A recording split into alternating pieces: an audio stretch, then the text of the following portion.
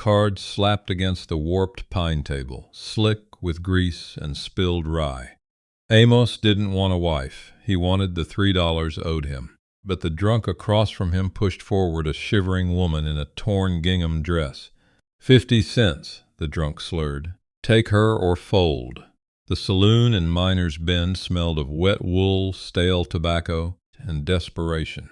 The winter storms were a week away from closing the pass, and the men huddled around the stove carried the frantic energy of trapped animals. Amos sat rigid. He did not look at the woman right away. He kept his eyes on Cobb, a man whose hands shook so violently. The whiskey in his glass crested the rim and pooled on the scarred wood. Amos was a man whittled down by the high country. His face was a landscape of weathered leather and sun-creased lines, half hidden beneath a thick, unkempt beard. He had come down from the ridges for flour, salt, and black powder. That was all. He sat at this table to win enough for an extra tin of coffee, dealing hands to men who threw away their wages, chasing a luck that never came. Now this, he finally looked at her. She stood slightly behind Cobb's chair, her thin shoulders drawn up toward her ears. Her dress was faded to the color of dirty snow, frayed at the cuffs and hem. She didn't weep. She didn't plead. Her eyes, pale and flat, stared at a knothole in the floorboards as if memorizing its shape. There was a purpling bruise along her jawline, old enough to have yellowed at the edges. She stood with a hollowed-out stillness that Amos recognized. It was the way a cornered fox looked right before the trap snapped shut. The bartender, wiping down the counter with a filthy rag, paused. The two other men at the table had already tossed their cards face down. "I don't hold with this, Cobb," one of the miners muttered, scraping his chair back. "She's my kin," Cobb spat, his voice cracking. "My sister's girl, I got the right. 50 cents on the hand. You calling, mountain man, are you folding?" Amos looked at his own cards. A pair of 8s. Nothing worth dying over. Nothing worth buying a human life for either. But he looked at Cobb's trembling, sweaty hands. And then he looked at the window, where the sky was bruising into a deep bruised purple. The temperature was dropping. The town was shutting down. If Amos walked away, Cobb would trade her for a bottle to the next man, or leave her in the alley when the snow started. Amos didn't have pity. The mountains had frozen that out of him years ago. But he had a rigid, uncompromising sense of order. This was disorder.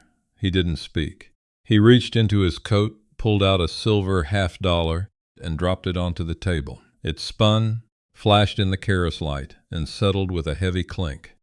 He flipped his cards. 2 8s. Cobb swore, throwing down a busted straight. He lunged for the coin, but Amos's hand, thick-fingered, scarred from a skinning knife slip, clamped over Cobb's wrist. The bones ground together. Cobb whimpered. "The debt is settled," Amos said. His voice was gravel and rusted iron, a sound rarely used. He released the wrist. He stood, towering over the table, pulling his heavy buffalo hide coat tight. He didn't offer the woman a hand. He merely picked up his canvas supply sack, slung it over his shoulder, and looked at her. "Walk," he said. She didn't hesitate. She stepped around Cobb without looking at him and followed Amos out the batwing doors. The cold hit them like a physical blow. The wind howling down from the peaks bit through Amos's coat. He could only imagine what it did to the thin cotton of her dress. She wrapped her arms around herself, her teeth clicking together in a rapid, involuntary rhythm. Amos walked to the hitching post where his pack mule stood, head low, breath plumbing in the freezing air. He secured the canvas sack to the cross-buck saddle, tightening the cinch. He pulled a thick woolen trade blanket from his bedroll. He turned and threw it at her. She caught it, wrapping it clumsily over her head and shoulders until only her face was visible. "What's your name?" he asked. "Abigail." Her voice was rough, unused to speaking loudly. "I'm Amos. The cabin is 5 hours up. You walk behind the mule. You step where I step. The drifts hide the crevices. You wander off the trail, you fall. I won't climb down to get you." She gave a single nod. No tears, no questions. They set out. The ascent was brutal. The town of Miners Bend fell away, replaced by the towering silence of the lodgepole pines. The trail was a narrow ribbon of packed snow, winding upward into the jagged teeth of the range.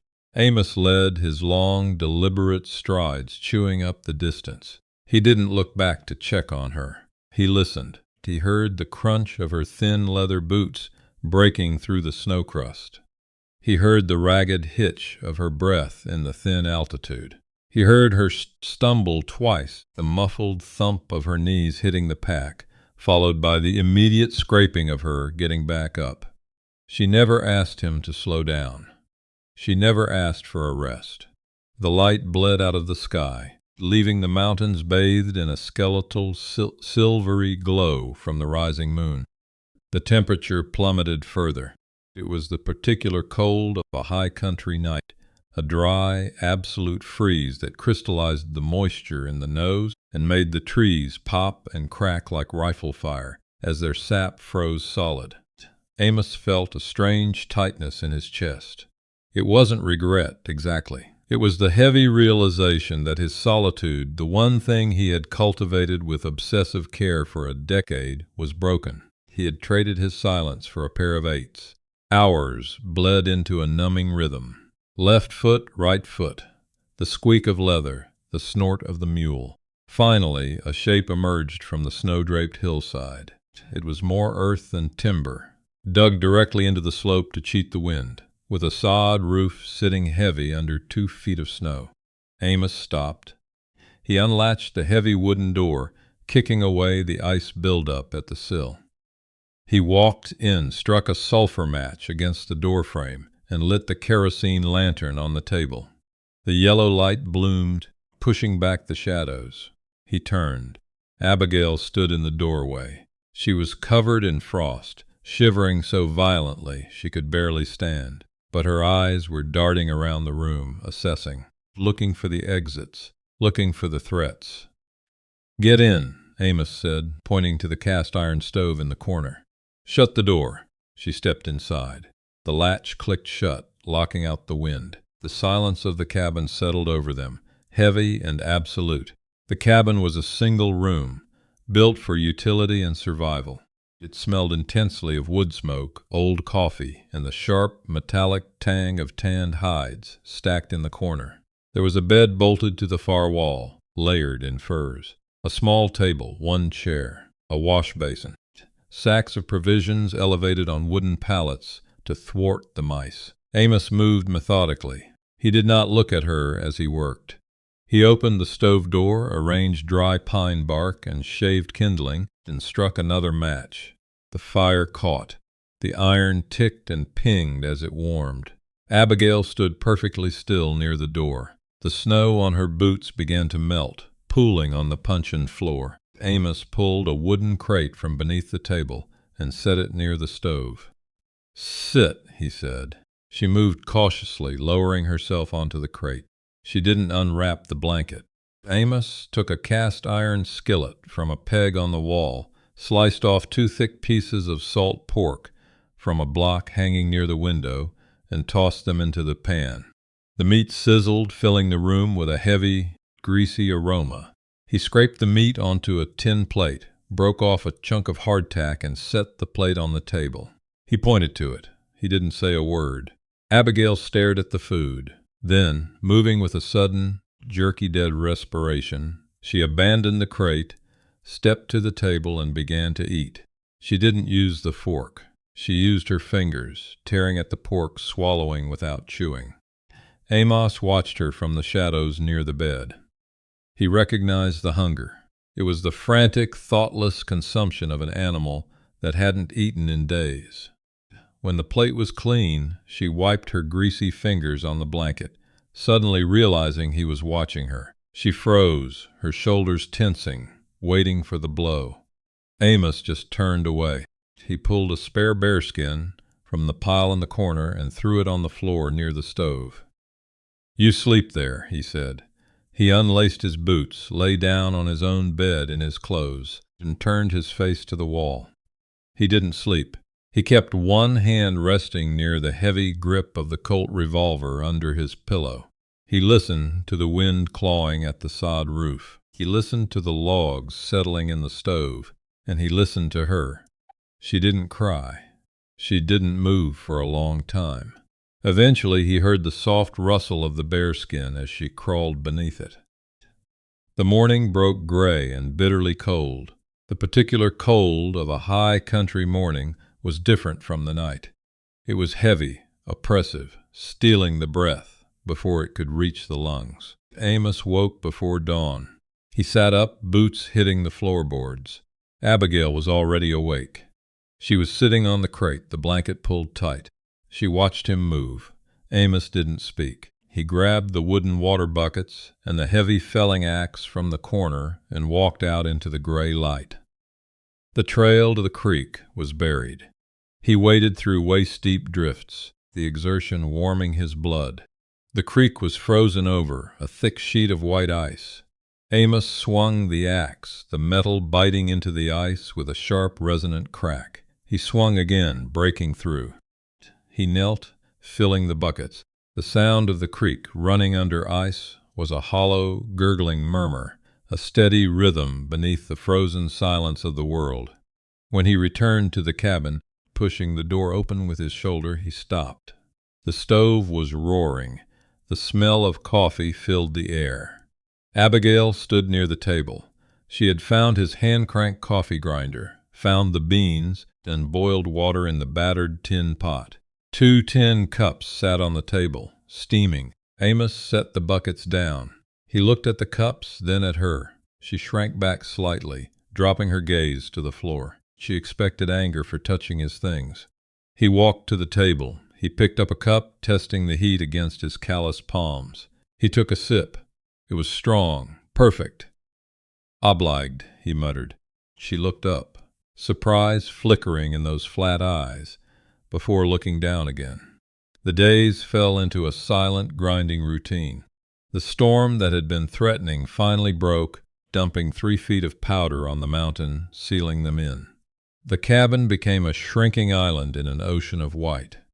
Amos observed her. He noticed things. She moved around the small space like a ghost, making herself as small as possible. When he reached for a tool, she flinched, a subtle tightening of the shoulders. But she wasn't useless. When he brought in a stack of split wood, dropping it heavily by the stove, she immediately began organizing it, stacking it with precise, interlocking efficiency. When he was cleaning his traps, wiping the grease off the steel jaws, she took the broom, made of bound pine needles, and swept the floor, keeping the dirt away from his workspace. She did not ask about his life, and he did not ask about hers. The silence between them wasn't empty. It was thick with unspoken questions and mutual wariness. 2 feral things trapped in a cage, waiting to see who would bare their teeth first. On the 5th day, Amos brought in a hare he had caught in a snare near the timberline. It was frozen stiff. He tossed it onto the table. "Needs skinning," he said. He intended to do it himself after he warmed his hands. He turned his back to stoke the fire. When he looked around, Abigail was standing at the table. She had his hunting knife in her hand. Amos froze. His hand twitched toward his belt, a reflex born of hard years. She didn't look at him. She held the hare by the hind legs. With a swift practice motion, she made a precise incision around the hocks, sliced down the inside of the legs, and began peeling the hide downward like a glove. Her hands, red and chapped from the cold, moved with a fluid, mechanical grace. She didn't hack. She didn't tear the meat. She found the joints with the tip of the blade, separating bone and sinew effortlessly. In less than 3 minutes, the meat was dressed and the hide was stretched flat. She wiped the blade on a cloth, set the knife down carefully, and stepped back. Amos stared at the dressed meat. That wasn't the work of a saloon girl. That wasn't the work of a city woman who had fallen on hard times. That was the work of someone who had lived off the land, someone who had survived. "Where'd you learn to work a blade like that?" he asked. His voice was quiet, demanding. Abigail looked at her hands. Around. She walked back to her crate and sat down, pulling the blanket over her shoulders. The conversation was over. Amos didn't push it. He took the meat and put it in the stew pot. But as he watched her out of the corner of his eye, the question took root. Who had he brought into his home? By the second week, the deep freeze set in. The temperature dropped so low the mercury in Amos's outdoor thermometer huddled at the bottom of the glass bulb and stayed there. The snow stopped falling, but the wind took over, scouring the ridges, carving the drifts into hard icy waves. Survival became the only language they shared. It took hours of labor just to maintain the baseline of existence. The woodpile dwindled. Amos had to go further out to fell dead trees, dragging the timber back through the snow with the mule. Abigail worked alongside him. She insisted on it through action, taking up the other end of the cross-cut saw when he began to buck a fallen pine. They stood on opposite sides of the massive trunk, breath-smoking, pulling the steel teeth through the frozen wood. The rhythm required perfect synchronization. If one pulled too hard or pushed too soon, the saw bound up in the cut. Amos watched her hands on the wooden handle. She had no gloves. Her knuckles were split and bleeding, but she didn't stop. She matched his strength with leverage, dropping her weight into the pull, conserving her energy on the push. "Break," he barked, dropping his end. She let go, chest heaving, vapor pouring from her mouth. She tucked her bare hands into her armpits. Amos pulled off his heavy buckskin mittens. They were lined with rabbit fur, warm and dry. He walked around the log and held them out to her. She looked at the mittens, then at him. Distrust flared in her eyes. It was a transaction.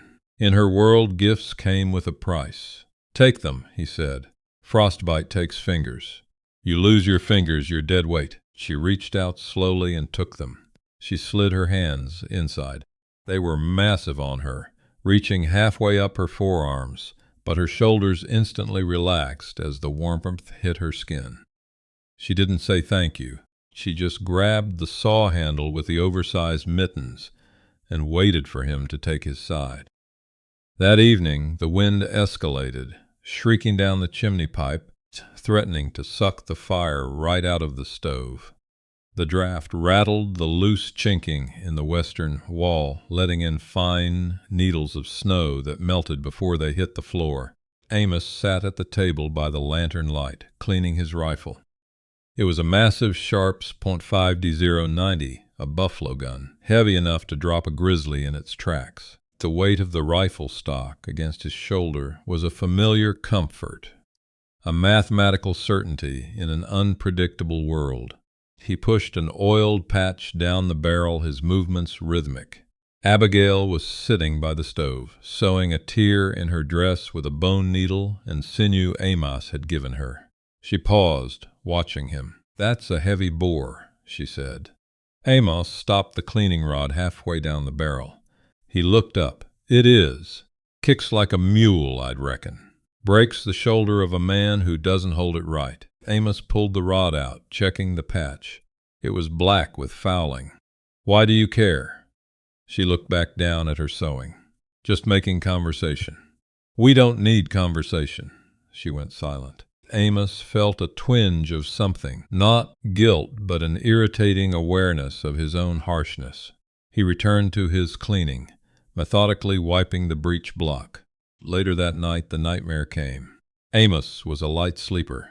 The wind was a constant roar, but beneath it he heard a sound, a low, strangled gasp. He sat up, his hand instantly finding the revolver. By the dim, orange glow of the stove coals, he saw Abigail thrashing on her pallet.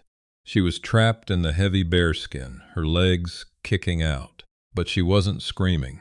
That was what unnerved him. She was fighting silently, violently, as if a hand were clamped over her mouth. Amos crossed the room in 2 strides. He knelt beside her, reaching out to shake her shoulder. "Abigail, wake up!"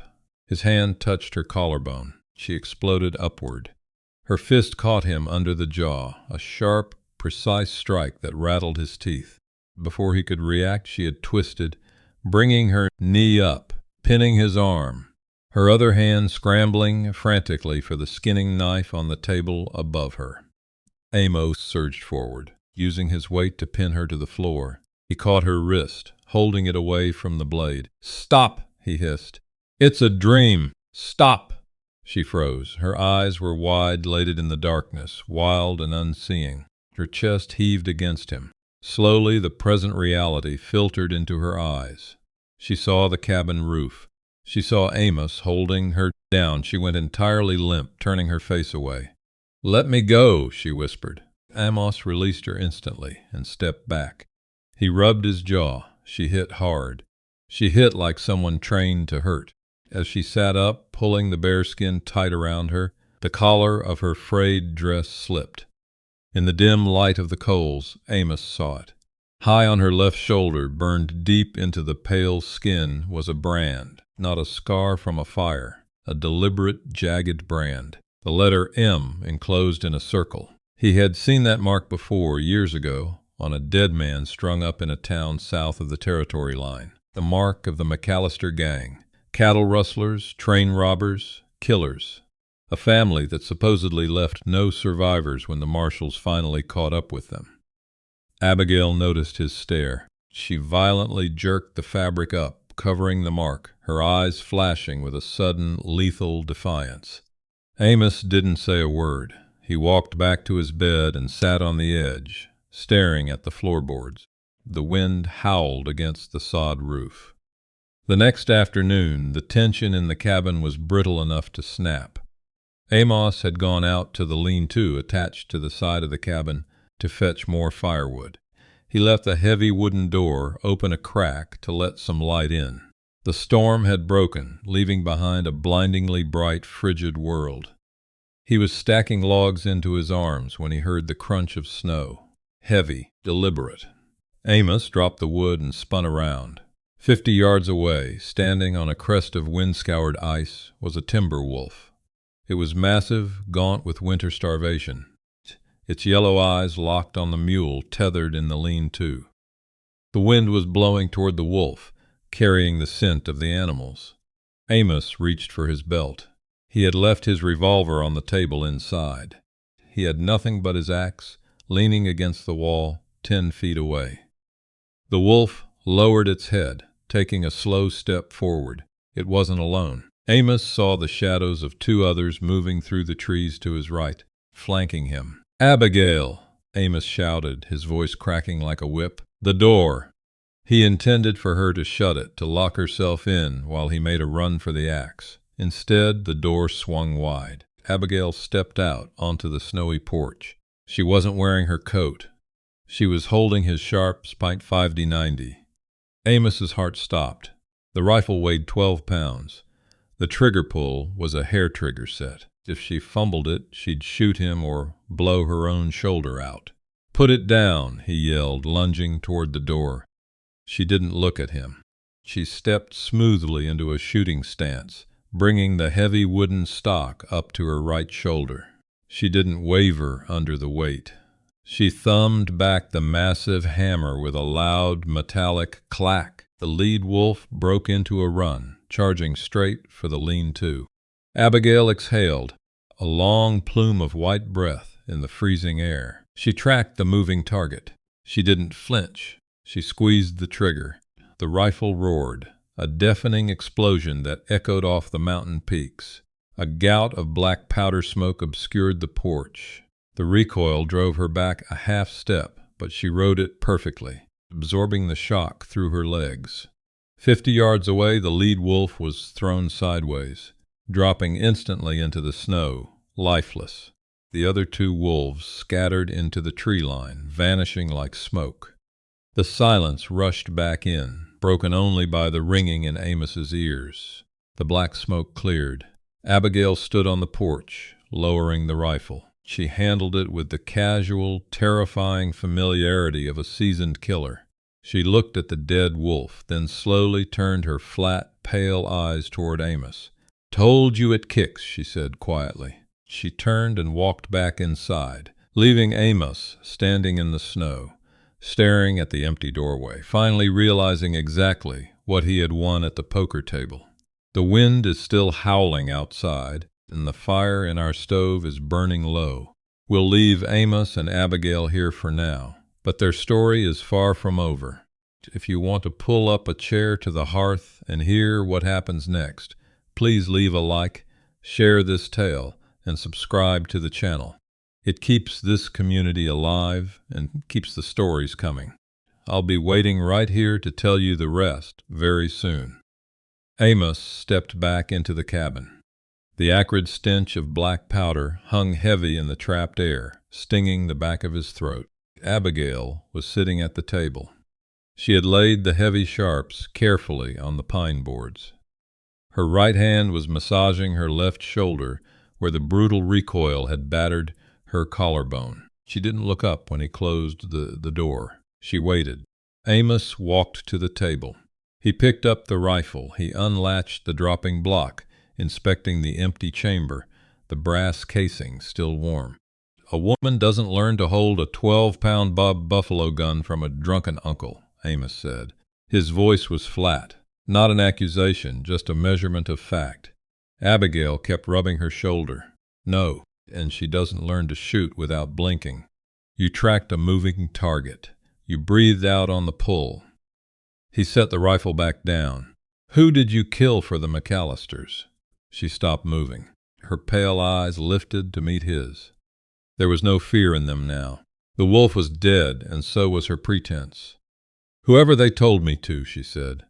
Her voice was stripped of emotion, hollowed out by the admission. My father rode with them. He accumulated debts, gambling mostly. When I was 14, he settled his ledger by leaving me at their camp. Old man McAllister believed in ownership. Cattle, horses, people. If you ate his food, you wore his mark. She reached up, her fingers grazing the collar of her dress, where the M was burned into her flesh. I didn't cook, I didn't clean. I had a steady hand. They gave me a rifle. I rode the ridge when they moved stolen stock. I kept the marshals at a distance. She looked away, staring at the cast-iron stove. When the posse finally cornered them at Red Creek, it was a slaughter. I dropped my rifle in the river and ran. I walked for 2 weeks. Cobb found me sleeping in his barn. He knew who I was, knew there was a bounty. But he was too much of a coward to turn me in and too greedy to let me go. So he kept me, traded my labor for his whiskey.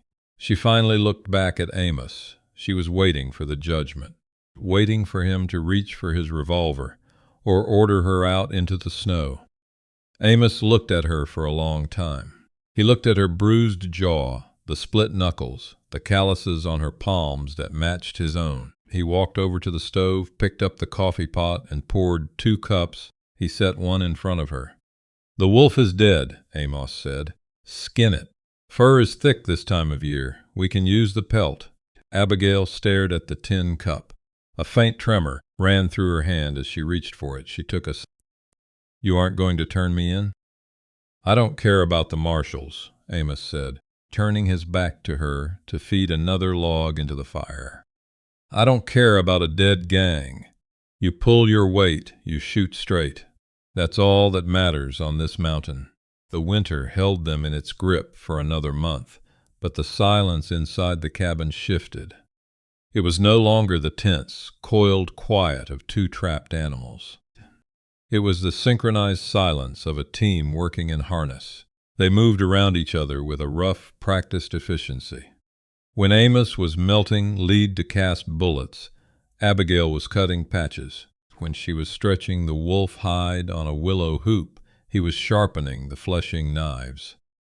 They did not speak of the McAllisters again. They spoke of firewood, of flour, rations, of the wind direction. In late April, the freeze finally broke. The thaw was not gentle. It was a violent, muddy upheaval. The ice on the creek fractured with reports like cannon fire, sending jagged slabs crashing downstream. The snow receded, revealing a world of saturated brown earth and decaying pine needles. The roof of the cabin leaked. The floorboards turned slick with tracked-in mud. It was during the first week of the melt that Amos slipped. He was outside, splitting wet oak for the stove. His boots lost purchase in the deep mud, just as he brought the heavy maul down. The handle twisted. The blade glanced off the wood and bit deeply into the meat of his left forearm. He dropped the maul with a sharp hiss of breath. Blood immediately welled up, thick and dark, spilling over his wrist and dripping into the mud. He gripped the wound tight with his right hand and walked into the cabin. Abigail was kneading dough at the table. She took one look at the blood running down his fingers, wiped her flour-coated hands on her apron, and moved. No panic, no wasted motion. "Sit," she ordered. Amos sat on the wooden crate. She brought a basin of boiling water from the stove, a clean rag, and the bottle of harsh grain alcohol he kept for cleaning wounds. She knelt beside him. Her hands, rough and strong, pulled his fingers away from the cut. It was deep. The white sheath of muscle was visible beneath the severed skin. "This is going to burn," she said. "Pour it." She uncorked the bottle and tipped it. Amos's jaw clenched. The muscles in his neck stood out like steel cables, but he didn't make a sound. Abigail washed the blood away, her touch surprisingly steady. She threaded a bone needle with boiled horsehair. She worked close to him. He could smell the wood smoke in her hair, the faint, salty scent of sweat on her neck. She wasn't a fragile thing. She was made of the same hard earth and bitter wind that he was. As she pulled the final stitch tight, tying it off with a sharp tug, her fingers lingered on his forearm. It wasn't a medical touch. It was deliberate. Amos looked down at her. She looked up. The distance between them was gone. He reached out with his uninjured right hand. He didn't cup her cheek or offer a gentle caress. His thick fingers grasped the back of her neck, pulling her forward. She met him halfway. The kiss was like a collision. It was rough, tasting of copper and grain alcohol, desperate and deeply rooted in the primal relief of survival. She gripped his shoulders, her nails digging into the heavy wool of his shirt. There was no hesitation, no coyness. It was the raw, unvarnished collision of two people who had expected to die alone, and had suddenly found someone who spoke their brutal language. When they finally broke apart, breathing heavily, Amos rested his forehead against hers. "You're a hard woman, Abigail," he murmured, his voice a low rumble in his chest. "I had to be," she whispered back, her hands still anchoring him. "Good. Soft things die up here." By May, the trail to Miner's Bend was passable. The mud had hardened into deep, baked ruts. Amos needed powder, lead, and salt. They had lived off wild game and the last of the flour for 3 weeks. He saddled the mule in the pale morning light. Abigail stepped out onto the porch, carrying her faded canvas coat. She slung it over her shoulders. She had Amos's Colt strapped to her hip, tied down tight against her thigh. "You don't have to go," Amos said, checking the saddle cinch. "Town will be crowded, miners coming back up for the season." "I'm not hiding," she said. She walked past him and checked the mule's pack herself. "And you bargain poorly. They short you on the salt weight." Amos let out a sound that might have been a laugh if it had any humor in it. He swung his own heavy coat on and grabbed the sharps. They didn't make it 2 miles. The trail narrowed where it cut through a steep ravine, flanked by jagged granite walls. Amos was leading the mule. He stopped. His hand instantly came off the lead rope and went to the heavy stock of the rifle resting on his shoulder. Ahead of them, blocking the narrow path, sat 3 men on horseback. They weren't miners. They wore long canvas dusters, heavy with trail dirt. They had the relaxed, utterly still posture of men accustomed to violence. The man in the center sat on a massive roan gelding. He had a black beard streaked with gray and eyes like chips of flint. Abigail stopped a step behind Amos. He heard the subtle, mechanical click of the Colt's hammer being pulled back to half-cock. "That's far enough," the man in the center called out. His voice was casual, almost friendly. It carried easily in the crisp air. "Trail's public," Amos called back. He planted his boots in the dirt. He didn't raise the rifle, but his thumb rested heavily on the hammer. The man spurred his horse forward a few paces. His eyes slid past Amos and fixed on Abigail. A slow, ugly smile spread across his face. "Well now," the man said. "I heard a rumor down in Miner's Bend. Heard Cobb traded away his niece for a $50. I knew Cobb didn't have a niece, but I knew he was hiding a stray piece of McAllister property." "Haskell," Abigail said. Her voice was ice. "Hello, Abby," Haskell replied. He rested his hands on the saddle horn, right near the grips of his twin revolvers. "Family's been looking for you. Old man McAllister didn't take kindly to you running out on us at Red Creek. We got a new camp down in the territory. You're coming back." Amos stepped slightly to the side, widening his stance, keeping himself between Haskell and Abigail. "She doesn't belong to you," Amos said. Haskell looked at Amos as if noticing him for the first time. He scoffed. "Listen to me, dirt scratcher. That girl wears our brand. She's McAllister property. You bought stolen goods. Step aside, and we only take the girl and the mule. Keep standing there, and we leave you for the buzzards." The two men flanking Haskell subtly shifted their weight, their hands dropping toward their holsters. Amos didn't look back at Abigail. He didn't need to. He knew exactly where she was standing. "Dept was settled," Amos said. His voice dropped an octave, resonating like stones grinding together. "She stays." Haskell's smile vanished. "Kill him." The ravine exploded into deafening noise. The man on Haskell's right drew fast, but Amos was already moving. He didn't bring the heavy sharps to his shoulder. He fired from the hip, the massive .50-90 roaring like a cannon. The heavy lead ball hit the rider square in the chest, throwing him backward off his horse, as if he'd been struck by a locomotive. Simultaneously, a shot rang out from behind Amos. Abigail had cleared her holster. The man on Haskell's left fired, his bullet kicking up dirt at Amos's boots, but Abigail's return fire caught the man in the throat. He slumped forward over his saddle horn, blood pouring over his horse's mane. Haskell spurred his roan, charging straight at Amos, his revolver drawn and firing. Amos dropped the single-shot sharps. He had no time to reload. He took the first bullet in the meat of his left thigh. It felt like a hot iron rod driving through the muscle. His leg buckled, dropping him to one knee in the dirt. Haskell reined his horse hard, aiming his revolver down at Amos's head for the execution shot. "Abby, you're mine," Haskell roared over the ringing in their ears. Abigail stepped out from behind the mule. She didn't hesitate. She didn't blink. She raised the heavy Colt with both hands, aimed at the center of Haskell's chest, and squeezed the trigger twice in rapid succession. Both rounds caught Haskell dead center. The impact knocked him backward. His finger convulsed on the trigger of his own gun, sending a wild shot into the granite wall. He slid sideways out of the saddle, hitting the dirt with a heavy final thud.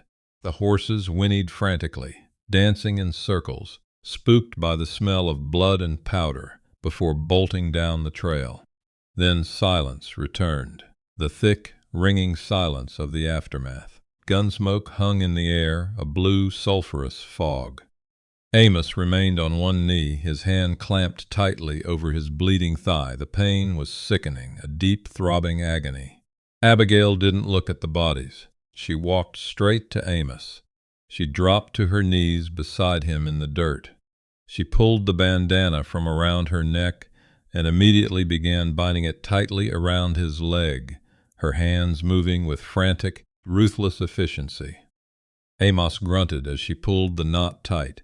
He looked at her face. It was smeared with powder soot. Her eyes were wide, the adrenaline making them bright and feral. She tied off the bandage and finally looked up at him. She was breathing hard. "They'll send more," she said. Her voice was a ragged whisper. "If I stay, they'll keep coming." She was offering him an out, a chance to cut his losses. To save himself, Amos reached down. His hand, covered in his own blood and trail dirt, gripped her jaw. Not forcefully, but with a solid, undeniable weight, he forced her to look him in the eyes. "Let them come," he said. The grit in his voice was absolute. "I have the high ground, and I have plenty of lead." Abigail stared at him, the last defensive wall behind her. Pale eyes finally crumbled. She didn't cry, but her breathing hitched, a shudder running through her entire frame. She leaned forward, pressing her forehead against his chest, her hands gripping his heavy coat as if he were the only solid thing left in the world. Amos wrapped his arm around her shoulders, holding her tight against him. He looked down the trail, past the bodies of the men who had come to take what was his. They weren't just survivors anymore. They were a perimeter of two, and God help the man who tried to cross it. "We've reached the end of the trail for Amos and Abigail, a bond forged not in soft words, but in gunpowder and survival. If this gritty journey through the high country resonated with you, don't leave the fire just yet. Hit that like button, share this story with someone who appreciates a real Western, and subscribe to the channel. We're building a community of storytellers and listeners here, and your support ensures the next tale is already on the way. See you at the next campfire.